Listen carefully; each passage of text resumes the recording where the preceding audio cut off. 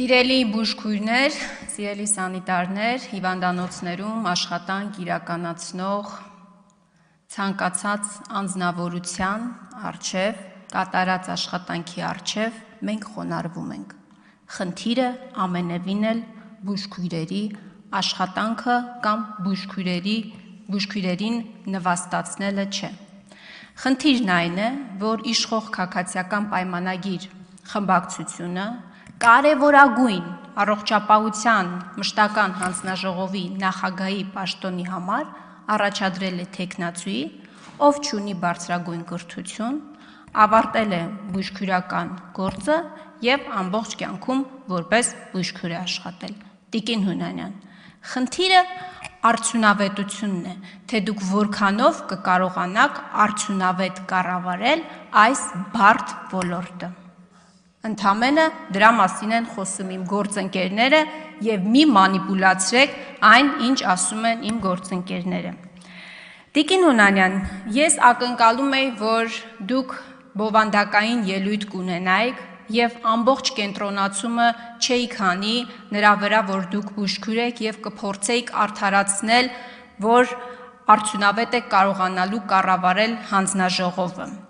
Ես ցավում եմ, որ ձեր հիմնական մատնացույց արած խնդիրներից մեկը այն է, որ բժիշկները հիվանդների աչքերի մեջ չեն նայում, հայացքով չեն շփվում հիվանդի հետ։ Այս ոլորտը այնքան խնդիրներ ունի, որոնց մասին, եթե այսօր ամբողջ օրը խոսանք, օրը կավարտվի, բայց խնդիրները չեն ավարտվի։ Ես կցանկանայի, որ դուք խոսեիք պետպատվերի մասին, թե ինչի է պետպատվերը այդքան շուտ ավարտվում։ Մարդու բախտը բերում է, եթե տարեսկզբին է որևէ խնդիր ունենում, հիվանդանում, այո, քանի պետպատվերը վերջացած չի լինում։ Օրինակ, այս խնդրին որևէ բովանդակային պատասխան դուք ունեք, թե չունեք։ Ես այսօր ձեզ ուզում եմ ներկայացնել, սիրելի հայրենակիցներ, մի հարցման պատասխան, որը ստացել եմ առողջապահության նախարարությունից, ես սպասում եի հարմար առիթի սրա մասին խոսելու համար։ Ձեզանից շատերը հավանաբար ենթադրում են, որ չարորակ նոյագոյացություններով հիվանդ մարդկանց բուժումը անվճար է, պետպատվերի շրջանակներում կամ ոչ միայն, այլ նաև համապատասխան սահմանված կարգով 2004 թվականին ընդունված կառավարության, եթե չեմ սխալվում։ Նախ ուզում եմ արձանագրել, թե քանի չարորակ նոյագոյացություններով հիվանդությունը ախտորոշվել քանի քաղաքացու մոտ։ Միայն 2024 թվականին 50,000 քաղաքացու մոտ արձանագրվել է քաղցկեղ հիվանդությունը։ Դուք կարող եք մտածել, եւ հիմնական տպավորությունը այդպիսին է, որ բուժումը չարորակ նոյագոյացություններով հիվանդների անվճար է։ Դա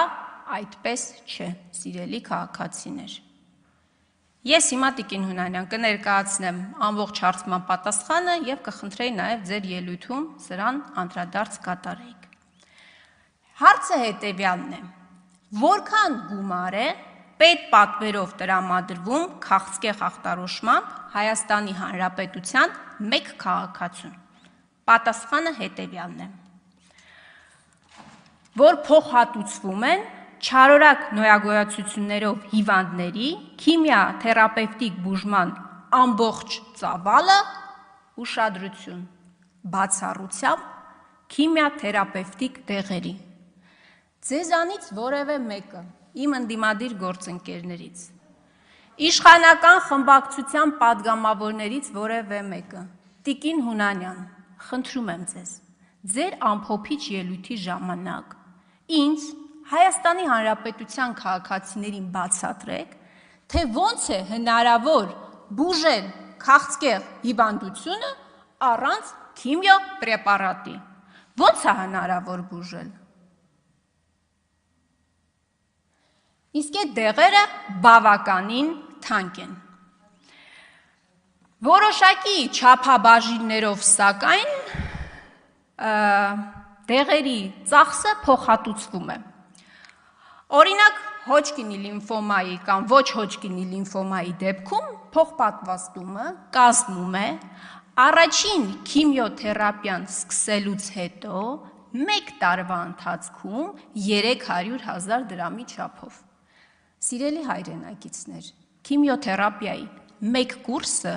միայն հիմնական քիմիոպրեպարատը 1 միլիոն դրամ արժի։ Եվ միջինում 4 կուրս է անցնում հիվանդը, նույն այս Հոջկինի լիմֆոմայի կամ ոչ Հոջկինի լիմֆոմայի դեպքում 4 կուրս է անցնում բուժման։ Դուք կարող եք ինձ բացատրել։ Հայաստանի Հանրապետության քաղաքացին, որին ասում են, որ եթե դու քաղցկեղով հիվանդ ես, ապա քաղցկեղի բուժումը անվճար է Հայաստանի Հանրապետությունում, ոնց կարող է 300,000 դրամով բուժվել։ Այլ հիվանդությունների դեպքում, սիրելի հայրենակիցներ, 1 տարվա կտրվածքով այլ հիվանդություններ նկատի ունեմ չարորակ նորագույնություններով հիվանդությունների տեսակների դեպքում։ Օրինակ, երեխաների չարորակ արյունաբանական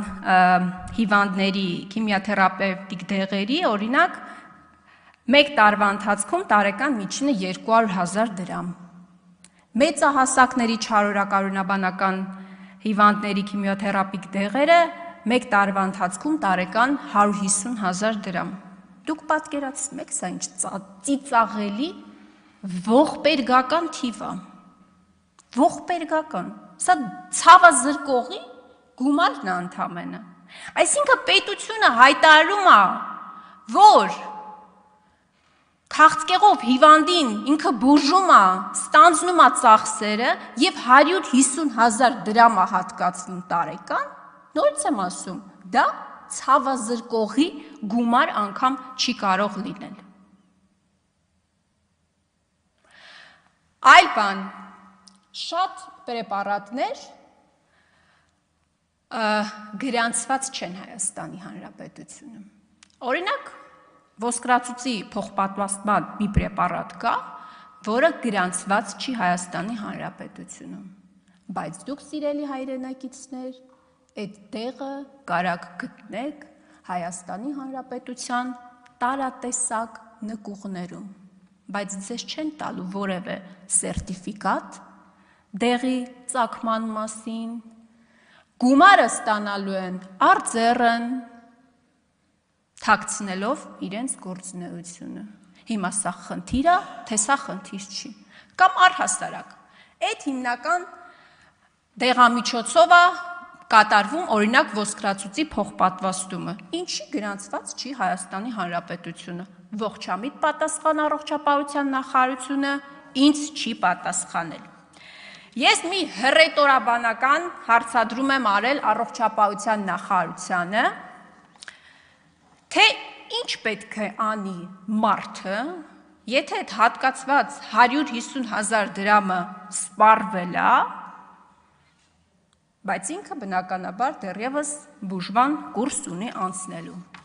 Ես ուզում եմ ընթերցել առողջապահության նախարարի պատասխանը, սիրելի հայրենակիցներ։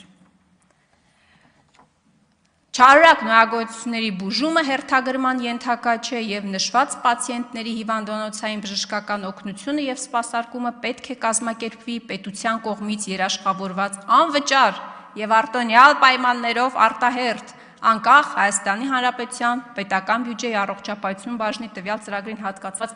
գումարների առկայությունից։ Կենաց, մեզ եք մեղադրում կենացներ ասելու մեջ։ Ես մի բան եմ հասկացել, մարդը, որը չունի գումար, Հայաստանի Հանրապետության այն քաղաքացին, որը չունի գումար, դատապարտված է մահվան և իրավունք չունի հիվանդանալու և հիվանդանոց ընկնելու, չունի իրավունքը դրա, որովհետև դատապարտված